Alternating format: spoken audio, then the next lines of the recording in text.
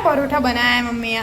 ફણગાયેલા મગ અને ફણગાયેલા ચણાના એકદમ હેલ્ધી અને ટેસ્ટી પરોઠા બનાવ્યા, તેલ વગરના, પ્રોટીનથી ભરપૂર. એવું? તેલ એડ નહીં કરીને.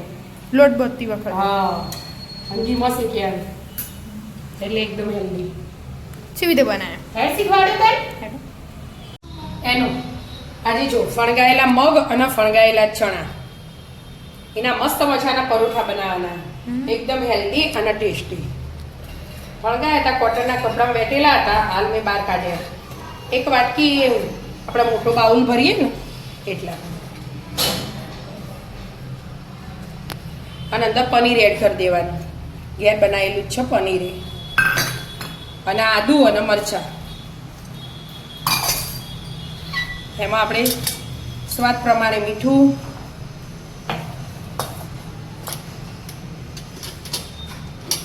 મરચું, હળદર, અજમો, આખું જીરું અને ધાણા જીરું એટલું એડ કરી દઈશું. અને એકદમ પરોઠા લોટ આપણે હે ને એકદમ સ્મૂથ વધવાનું હોય ને એના માટે આપણે દહીં એડ કરી દઈશું. દહીં એકદમ મોળું લેવાનું, ખાટું નહીં લેવાનું. હાલ એટલું એડ કરી અને મસ્ત પીસી લેવાનું, પાણી એડ નહીં કરવાનું, અને પીસી લેવાનું. જરૂર પડે તો એક બે વાર વચ્ચે ખોલીને ચેક કરવાનું, અને ચમચીથી હલાવી અને દહીં થોડું એડ કરવાનું બીજું. પીસાઈ ગયું? હા, જો મસ્ત પીસાઈ ગયું એકદમ જેવું. મેં એક બીજું ચમચી દહીં નાખ્યું હતું બરાબર. આવું એકદમ ઝીણું એડ પીસી લેવાનું. હવે 1.5 વાટકી જેવો હોય ને, હું એ ઘઉંનો લોટ લઈ લીધો, અને આ 1 વાટકી જેવો ચણાનો લોટ લીધો. એમાં આપણે આ ધોણા સમાર્યા એ એડ કરાય. પાલક એડ કરવો હોય તો કરાય. 8-10 પત્તા જેવો પાલક સમાર દેવાનો, પણ તે પાલક મળતો નહીં ને એટલે. અને આ લોટનું મીઠું આમાં એડ કરી દેવાનું. કોક અલગ જ બનો. અને હવે કશું બીજું એડ નહીં કરવાનું, તેલે નહીં. તેલે નહીં. અને આ એડ કરીને લોટ બોત દેવાનું ખાલી. હા, જોરદાર બનાવો. હા, જોરદાર પરોઠા બનશે. એકદમ હેલ્ધી અને ટેસ્ટી, પ્રોટીનથી ભરપૂર એવા મસ્ત. લુસીન બધું લઈ લેવાનું, થોડું થોડું જમજો ને એવી રીતે. મસ્ત આપણો લોટ બોધ દઈએ, કાઠો લોટ બોધવાનો, ઢીલો નહીં રાખવાનો, નહીં તો વણ તો ઓછું ભાવ.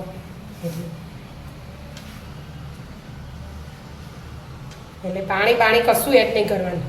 જોવો ને તો દહીં એડ કરશું આપણે, પણ પાણી એડ નહીં કરવાનું. પણ આપણે કશું નહીં જોવું, માપસર આવી જશે. જો હજી અમુક 2 ચમચી જેવું મિશ્રણ એ જો એડ થઈ જશે એટલે થઈ જશે.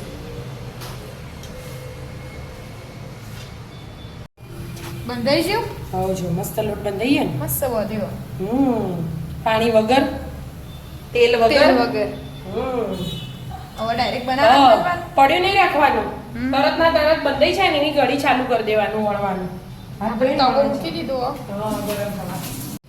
વણવાનું ચાલુ કરવાનું. હા, જો નહીં નાનું નહીં મોટું એવું ગુલ્લું લે. એકદમ નાના નાના કરીએ ને કેટલા ના ઢીલો થઈ જાય લોટ.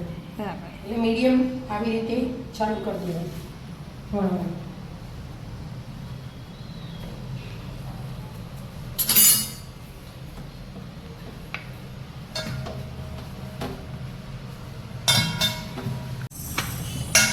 વણાઈ ગયો? હા, જો વણાઈ જા. ઉપર મસ્ત તલ લગાવી દીધા મેં. અને હવે તવી ગરમ થઈ જાય એમાં મૂકી દીધું. ઘીમાં શેકવાનું. ઘીમાં શેકવાના. પણ એક પડ થઈ જાય ને થોડું ક્રિસ્પી પછી.